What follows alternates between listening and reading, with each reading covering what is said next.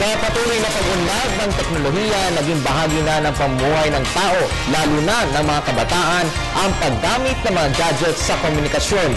Base sa pag-aaral, maraming kabataan ang di lamang nahuhumaling dito, kundi may tuturing na adik sa mga modernong teknolohiya.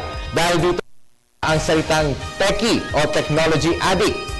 Ano nga ba ang sintomas ng pagiging techie? Alamin natin ito sa ulat ni Bianca Piedad.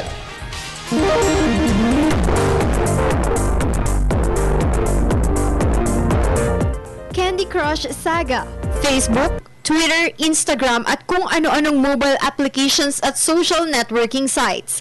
Ito ang bagong kinahuhumalingan ngayon ng madla, partikular ang mga kabataang Pinoy.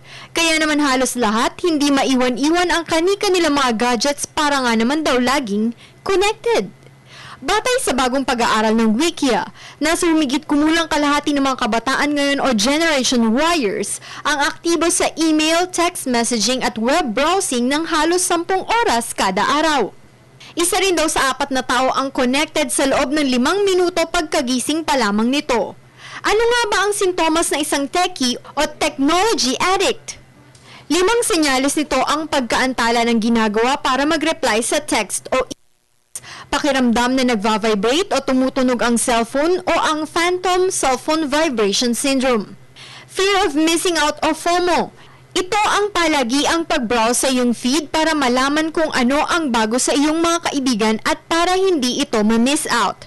Kabilang din sa mga sintomas ang pagiging busy sa gadget kahit kinakausap ka mismo ng iyong kaharap.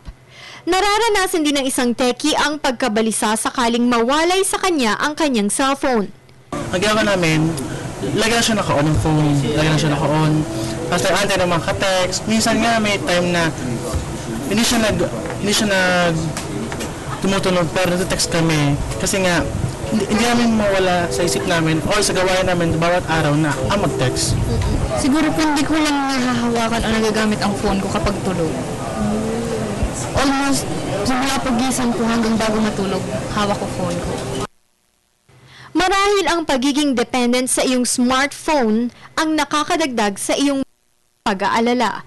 Sa susunod na maramdaman mo ang stress dahil sa iyong cellphones, subukan mo din na labanan ito at i-enjoy ang iba pang aktibidad na magre-relax at magpapalusog sa iyo.